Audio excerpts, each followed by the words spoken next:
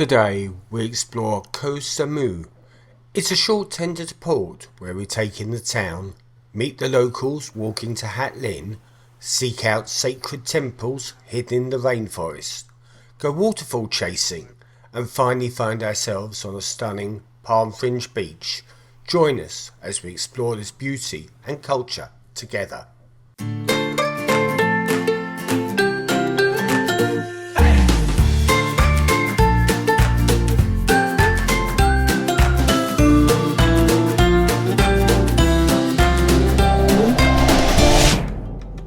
Hello and welcome back to the channel, and today we find ourselves anchored off of the island of Ko Samui. This is going to be our last stop before we disembark the ship at Singapore, and we awoke this morning to find that the area around the boat was absolutely jam-packed full of red, smaller tour boats. One of which I'm currently on, which is going to be our tender to get us to shore. Anyway, Ko Samui is the second largest island in Thailand, and it lies in the Gulf of Thailand. It's well known for its palm-fringed beaches, its coconut groves, its dense mountainous rainforests, as well as its luxury resorts and posh spaces. Apart from a small boat cruise that we did in Scotland, this will be the first time that we've actually had to use a tender to get to the shore. As a retreat guest, we had priority embarkation, and that meant that I had to go to the retreat lounge and was led then to the boat by one of the staff. No, I must admit, because we'd gone fairly late, there wasn't much of a queue anyway. Today, having got a little bit excursioned out, we've decided to do our own thing. So the idea is to have a look around the small town, which is Nathon, and see exactly what that holds and see if I can find anything interesting. Today you won't be surprised to hear that Joanne has decided to stay on board and leave all of the walking to me. When I get walking, I tend to walk for a number of miles, and she finds that difficult to keep up with me. As I understand it, a lot of the cruise ships anchor out in the Gulf of Thailand at this particular town and then tender individuals in. As a result, the town is well used to catering for tourists, and the pier has become somewhat of a lively attraction. As soon as you get off the boat, you will find you're besieged by individuals selling you either walking or vehicle tours for you to take advantage and see some of the area. Once you dodge them, you can actually get into the town itself, which is an ancient town and relatively prosperous. The town itself is only about a block deep and has a large number of shops, both those that cater for the local residents as well as a number of shops that sell items for the tourist industry, including gifts and items of clothing. Today I'm not intending to stay in the town, but I'm going to walk a little bit further out and see what the surrounding area holds, see if I can find a beach, see if I can find a rainforest, and then explore those areas in a little bit more detail. So I'm walking in a southerly direction, and I think I'm on the 4169, which seems to be a main road leading out of the town. Further out from the town you get, the more that the profile of the shops changes to become less tourist shops and more local shops. Also some much more local restaurants as well. You can also find that there are a number of houses and a number of roadside shrines as you go along. I've been walking for quite a while, and I noticed that the profile of the shops had changed and they were getting less frequent. And I then spotted some signs which said Waterfall off to the left, and I decided that actually I'd go up that road. It looked quite an interesting road, and I wanted to see what the waterfall was and what else was around that area. At the start of the road there were a number of small businesses, but those petered out quite quickly and gave way to domestic houses. They were quite interesting to have a look at because they were very different and looked as if they were actually quite more expensive than some of the houses that I'd seen elsewhere. Up ahead of me I could spot a large amount of green vegetation, and I assumed that that was where the waterfall was. And at the end of the road it got a little bit boggy and a little bit wet, but there were also a number of restaurants that were around that vicinity, and there was an opening that said this way to the waterfall. So that's the way I went, and this is what I found. I was at the base of a fast flowing river with some lovely boulders, and the path seemed to split. One direction led over a small bridge, and the other direction led around the boulders and nearer to the base of the river, and that's the way that I decided to go first of all. I found quite quickly that there was a safe way of traversing the boulders to get closer to the river, and I did that, finding it quite interesting to see the river flowing and observe it. That position gave me the opportunity to see a little bit more about what was over the other side of the bridge, and that also looked quite interesting. So I made my way back to where the split in the path was, and then went over the bridge itself. And on the other side of the bridge was a stone arch and a Buddha in meditation. I found the Buddha statue quite interesting because it was very much like a Midas with the snakes coming out of the top of the head. Base of the statue were some offerings, and you could also see some birds. They looked like some form of domestic fowl, probably used for food. And they weren't anywhere else, they were just in that particular area, which I found interesting. Off to one side I could see some other buildings, and I decided that I would actually continue along the path rather than going back the way I'd come and explore what was there. And I found this temple. Now I was starting to get a very strong Tomb Raider vibe, and remember my days playing that game. The area was very dark, very green, and the vegetation was actually very high. And then occasionally that vegetation had gaps in it where you'd either spot the river or you'd spot a building. So this is the ordination hall, which is a consecrated building and is where important rituals such as the ordination of new monks takes place. Apparently this is a very popular place for the local people to come. The vegetation around the temple is very conducive to the meditation aspects of the Buddhist faith, and many of the local people come here to earn merits and also to think about their relationships, and some just come to get back to nature. And there are a number of different buildings on the temple campus in addition to the audience building. There are also another building there which is the shrine hall, where the monks receive alms in the morning from the local people and they in turn provide religious instruction. My assumption was that this was the temple itself, although I didn't actually get to go inside it.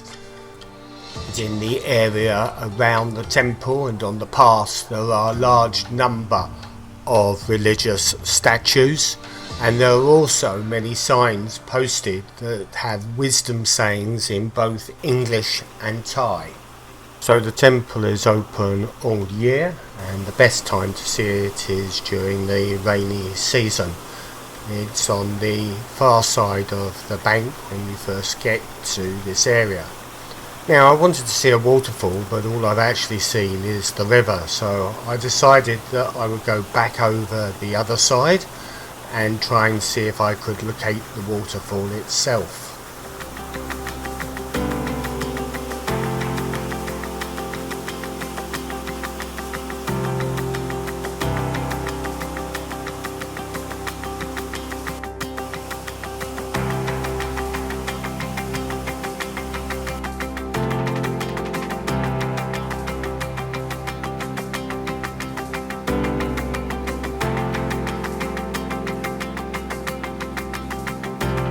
So to the side of one of the restaurants there are some steps going up, together with a sign that said that the waterfall was that way, and a charity box for you to put some loose change in.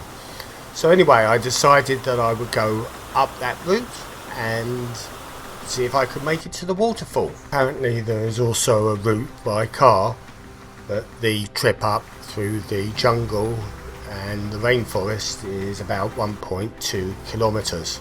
Quite surprised to find this small house as I started the ascent. There was a guy in the garden tending the paths and sweeping them as I came past.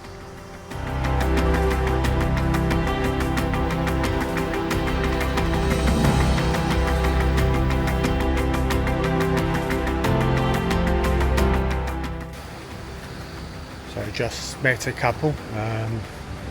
They didn't make it up to the top. They said that the path got quite treacherous a bit earlier on, and therefore they turned round. So looking to see whether I can make it or not.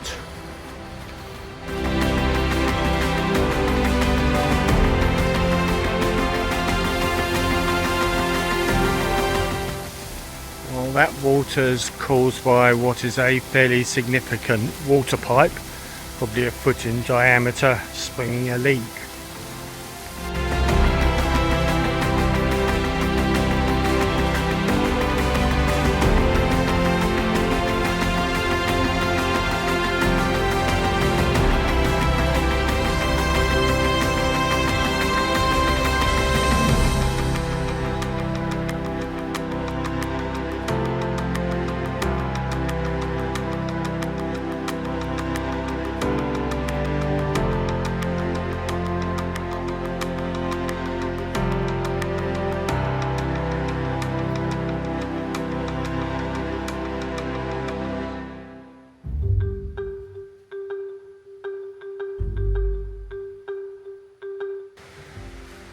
Well, still moving, though I must admit the trail does get a little bit perilous in places, and it's also easy to lose it, but fortunately there's a few markings.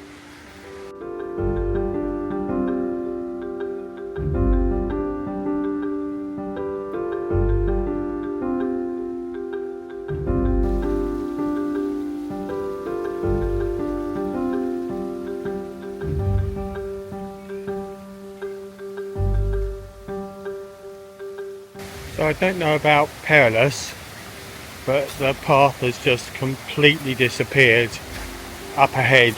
Going to go back a bit, see if I can re-find it, but if not, I'm going to be forced to turn round.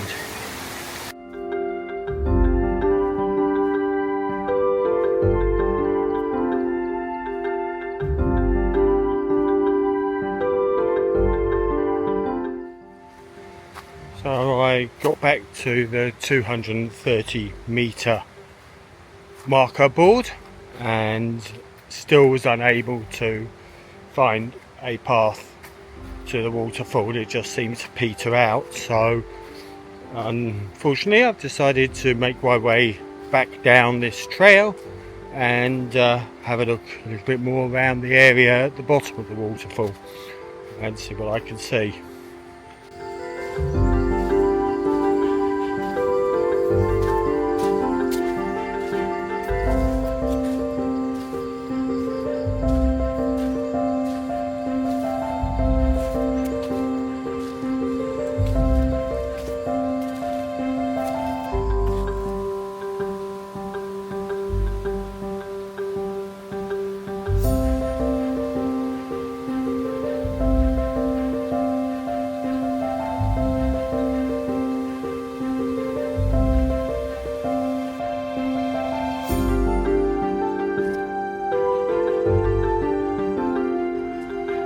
So we're about 2 miles from the mooring place for the tender. Decided that I might as well return to the ship. I don't think there's anything in the near vicinity from what I can see.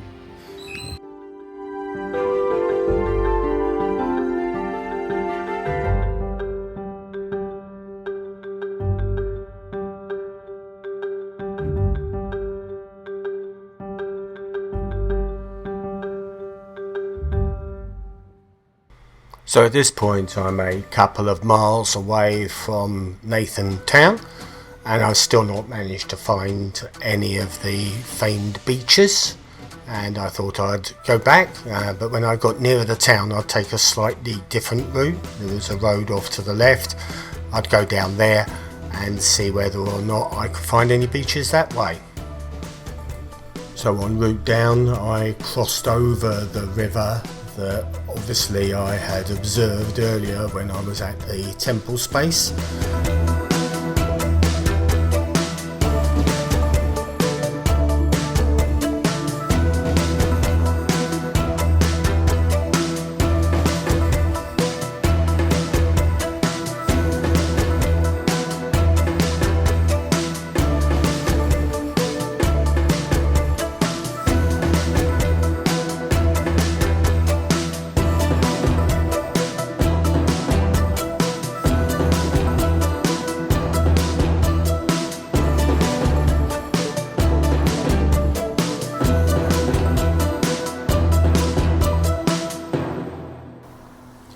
And eventually I found the beach, and it was absolutely gorgeous.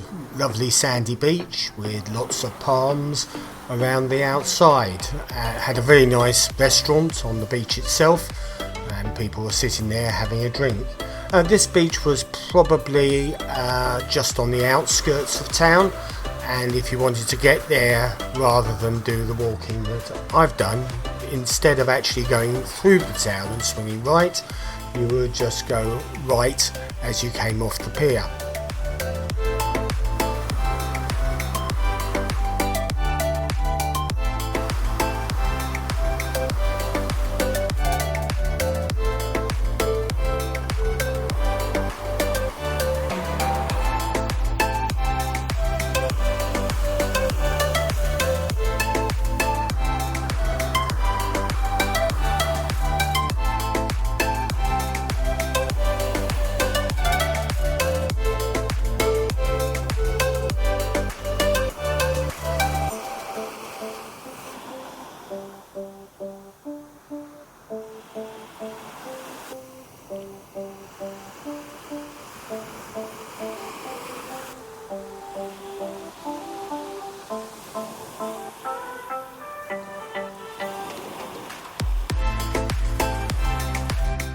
The walk along the beach was absolutely delightful, and I met very few people as I went along. Either no one else had managed to find this, or it's just a really quiet beach. Anyway, it wasn't long before I had to get back to the ship and meet up with Joanne, so I started walking along the seafront road in order to make my way there.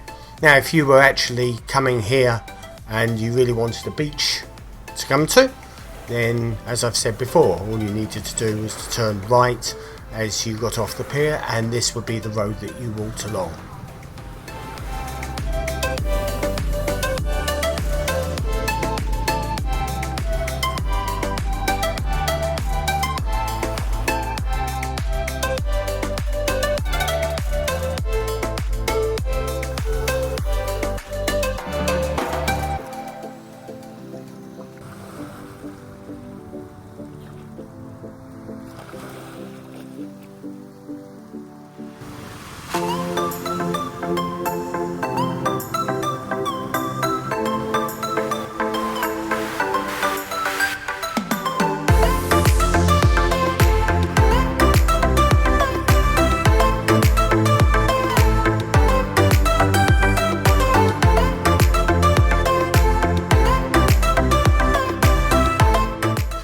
So I thoroughly enjoyed my time in Ko Samui. I'd had my Lara Croft moments and explored strange environments that I hadn't expected. I found my beach, which was lovely, and I'd got to meet a lot of the local people in different environments and understand a little bit more about their culture and what they got up to in their everyday life. Now I'm back on the tender, heading back to the Solstice. It's a little bit bumpy. It was a little bit bumpy on the way out here, but it's absolutely gorgeous. I think that going on these boats makes quite a bit of difference to actually going on one of the lifeboats from the ship itself, but I've still got that to come.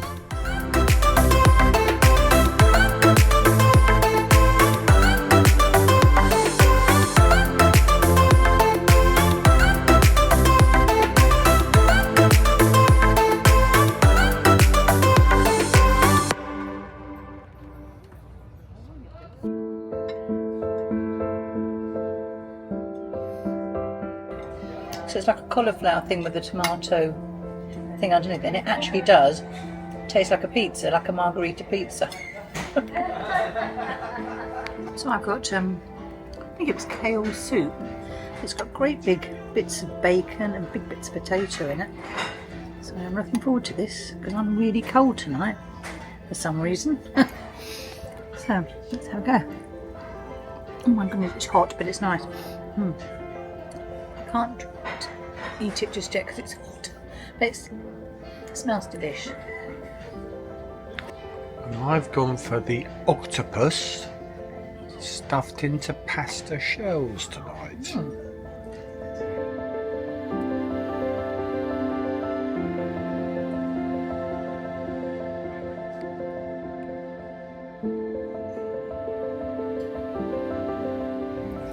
I've got seared scallops with truffles, and I think potato.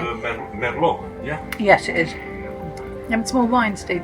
Oh yes, please. Absolutely. Please, if you think that you're missing something, but if you don't, No, it's gorgeous. please enjoy and everybody. Yeah. Thank you. Okay. Nice. Love it.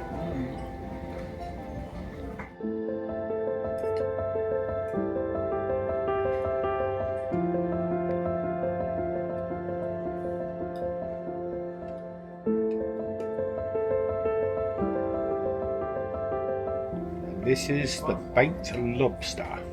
This one.